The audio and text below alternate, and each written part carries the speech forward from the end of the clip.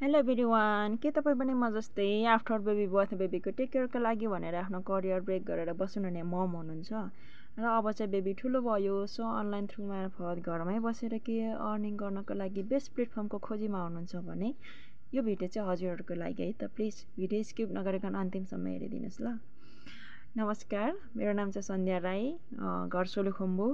मेरो बारेमा भन्नुपर्दा प्राउडली म 2 जना बेबीको मम हो र अहिले बेबीको टेक केयरसँगै फ्यामिलीको रेस्पोन्सिबिलिटी प्लस गाउँमा नै अर्ग्यानिक कृषि फर्म दर्ता गरेर चाहिँ फार्मिङ पनि गरिरहेको छु र बचेको समयमा आफ्नो अनलाइन बिजनेस पनि सक्सेसफुल्ली रनिङ गरिरहेको छु।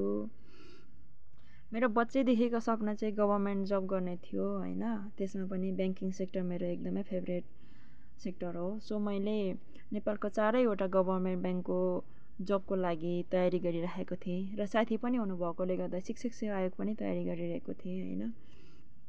र लोक सेवा आयोग भनेको चाहिँ यस्तो सेक्टर हो कि त्यहाँ हामीले नर्मल्ली प्रिपरेसनलाई कहिले पनि सक्सेस हुन सकिँदैन कि एकदमै हार्डली प्रिपरेसन गर्नुपर्ने, हार्ड वर्किङ गर्नुपर्ने, फुल टाइम दिएर प्रिपरेसन गर्नुपर्ने हुन्छ।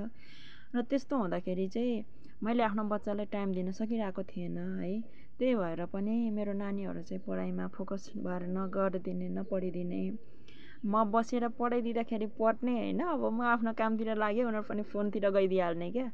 अनि एनी टाइम फोनमा मात्रै अब रमाउन खोज्ने, अनि मैले पनि अब फुल टाइम दिन नसक्ने हुँदाखेरि अब म आफैलाई पनि कस्तो एकदमै एक किसिमको ब्याड फिल पनि भइराखेको थियो है।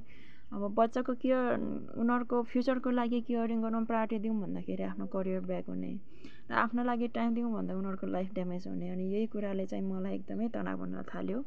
भित्रैदेखि एकदमै डल फिल हुन्थ्यो, के गरौँ कसो गरौँ। अब एज अ मम भइसकेपछि मेरो लाइफ अब यतिकै सकिएको हो त, म आफ्नो करियरहरू, मेरो सपनाहरू चाहिँ पुरा गर्न सक्दिनँ भनेर चाहिँ मलाई एकदमै यो कुराले भित्रभित्रै एकदमै पेन दिन्थ्यो होइन। सो एक दिन चाहिँ अनलाइन थ्रु मार्फत नै केही अर्निङ गर्न सकिन्छ कि भनेर मैले सोसियल मिडियामा सर्च गर्दै जाँदाखेरि एकजना पोखराबाट सिस्टर हुनुहुन्छ, उहाँको भिडियो देखेँ। उहाँले पनि सक्सेसफुल्ली बिजनेस रनिङ गरिराख्नु भएको रहेछ र संयोग चाहिँ के भयो भने म ब्याङ्किङको जबको तयारी गरिरहेको मान्छे, उहाँले चाहिँ ब्याङ्ककै जब चाहिँ एकदमै क्वाइट गरेर बिजनेस रन गरिराख्नु भएको रहेछ कि। त्यही भएर पनि म उहाँसँग छिटो कनेक्ट भएर चाहिँ आफ्नो बिजनेसको बारेमा के हो कसरी गर्न सकिन्छ भनेर बुझ्दाखेरि उहाँले जब त्यसभित्रको अटोमेसन सिस्टमबाट हुने त्यो जबहरू होइन, अनि सँगसँगै कम्युनिटीको सपोर्टहरू, अनि एज अ मम सबैजना जो चाहिँ आफ्नो फ्यामिलीको टेक केयरसँगै, बेबीको टेक केयरसँगै सक्सेसफुल्ली आफ्नो बिजनेस रन गरिराख्नु भएको, ग्लोबल्ली सबजनाले बिजनेस सक्सेसफुल्ली रन गरेको, प्लस रियल एन्ड लिगल होइन। अब अनलाइन भन्ने बित्तिकै चाहिँ प्रायः जस्तो सबैलाई फेक हो भन्ने हुन्छ नि त, अनि तर यो चाहिँ त्यस्तो होइन।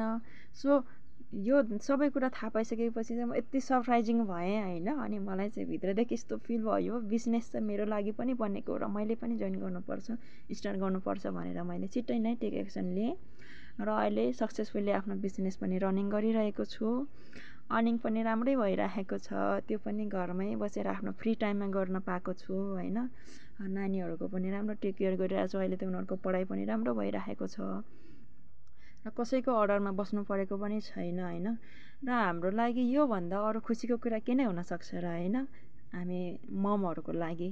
सो तपाईँहरू पनि मै जस्तो मम हुनुहुन्छ, विभिन्न कारणले आफ्नो करियरलाई, आफ्नो सपनाहरूलाई ब्रेक गरेर घरमा बसिराख्नु भएको छ र अनलाइन थ्रु मार्फत केही अर्निङ गर्न चाहनुहुन्छ भने हजुरहरूको लागि पनि यो एकदमै बेस्ट प्लेटफर्म छ है त। र बिजनेस कसरी गर्ने, के गर्ने भनेर बुझ्न चाहनुहुन्छ भने मुनिको मेसेज आइकनमा चाहिँ क्लिक गरेर मसँग कनेक्टमा आउन सक्नुहुन्छ। हजुरहरूको फुल सपोर्टको लागि एनी टाइम म एकदमै एभाइलेबल हुनेछु र www.sandhyarai.com मा पनि लगइन गरेर हजुरले बिजनेसको बारेमा अझ धेरै बुझ्न सक्नुहुन्छ है। Thank you so much watching for my video. Bye by.